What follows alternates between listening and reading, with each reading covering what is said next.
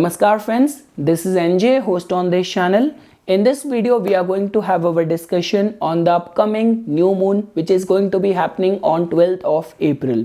So what is so special about this specific new moon and what kind of ritualistic measures or remedies you can think of opting? So in the first section, we are going to have our discussion on that. And in the next section, we are going to have our discussion on the auspicious arrival of the new year as per our Hindu Vedic calendar. So what is so special about this specific new year? What is going to be the theme for this year? So that is something which is going to be as a part of our discussion in the next section. So friends, to begin with, now as you know this thing that whenever we talk about the energies predominant during the new moon, so our subconsciousness, our feelings, our emotions, which gets magnified at the time of the full moon, all the repressed emotions comes on the surface and starts troubling us at the time of the full moon. But when we talk about the new moon, it is a time when we might feel ourselves little bit restrained. Some people get troubled by the fears, anxieties, and in certain cases people also feel the heat of mood swing and depressive mood. But when we talk about this specific new moon of this month, so it is going to be happening in the Pisces sign, and within Pisces it is going to be happening in the Revati nakshatra. And as you know this thing that if you actually want to understand the functioning of any nakshatra, it's the personality of the presiding deity, the god which preside over that nakshatra, from where you get to know about the functioning of that nakshatra. So the solar deity Aditya, or the god which preside over this nakshatra, is the Pushan. Now Pushan has been described in our Vedic scriptures as the god of benevolence, as the god of nourishment. Pushan has been described as a cow herder who is the protector of animals, humans. Pushan is also responsible for giving guidance to the lost soul, lost humans, lost animals. So because of which the time period of this new moon can be seen as a very good energy to follow the sattvic lifestyle, whether in the form of strictly refraining from non-vegetarian food because of the association of Pushan with animals and taking care of the animals, and at the same time doing meditation, doing yoga, being close to nature. If you have this provision of doing gardening, doing farming, going for long walk, or taking your pet out for walk, going to beach, so this is how you can actually channelize your energies during the predominance of this new moon.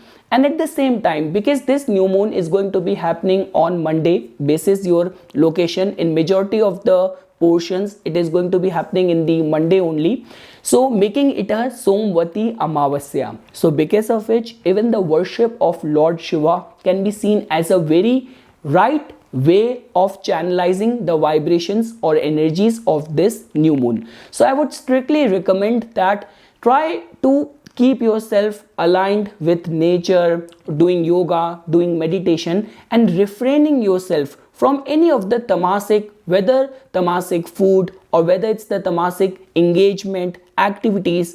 If you know this thing that there are those people in your vicinity, at your workplace, in your neighborhood, who have this habit of always nagging, always whining, always complaining, which in a way drains your energy. So try to refrain from those activities, those engagement.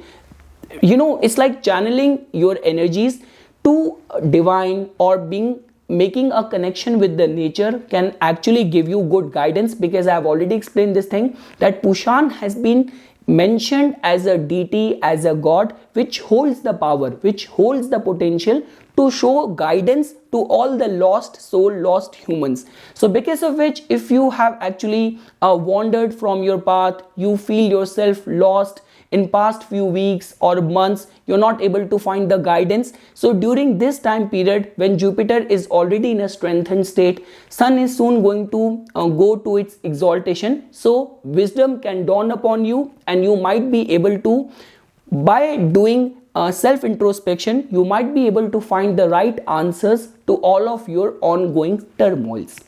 Now guys, moving to the next section. Now, if you want to understand the importance of this Hindu Vedic New Year, so we always calculate it on the basis of we are currently going through the Hindu calendar month of Chaitra. The waxing cycle of the moon is known as the Shukla Paksh, and the first date is, or first tithi is known as the Pratipada. So Chaitra, Shukla Paksh, Pratipada is the time. Even in our Vedic scriptures, it has been described as Lord Brahma. Amongst the prime Hindu gods, Brahma, who's been seen as the god of the creation. So Lord Brahma started the process of the creation of universe on this day only. Lord Vishnu also took the Matsya avatar incarnation on this day only. So this day, or the energies which predominate during this time period, is a very auspicious time of, whether in the form of worship of your Ish Devta, worship of Lord Vishnu. And it has also been mentioned that this is the time when, like for example, if you have any of the affliction in the house of your marriage, you have Ketu present in your 7th house, or your 7th house lord is afflicted, because of which either your marriage is going through troubled times, or you are single and you're not able to find the suited match. So any of the remedies done during this time on this date, worship or recitation of the Gayatri Mantra, worship of Lord Vishnu, can actually bring very good results. And friends, like the way I was telling it to you, that this Vikram Samvat 2078, which is going to be the beginning of a new year. So many astrologers or psychic who have to do world predictions, they generally do it a night before, I mean to say at the time of the new moon. So basis that planetary alignments and basis the location of the capital city of a country, world predictions are being done at that time. But right now we are going to focus only on the general theme. So because of which this Samvatsar has been ascribed as the Rakshas, as the devil. So the theme which is going to be starting from this 13th of April of 2021 and is going to last for the next year till April 2022. So one thing which can be said with confidence is that the tamasic energies are definitely going to be strong. We are already seeing this thing, that Saturn is going to remain in this current positioning only. And when we talk about the Rakshas, or when we talk about the devil energies, it's not only about the tamasic energies which is going to misguide you, which is going to take you to wrong direction.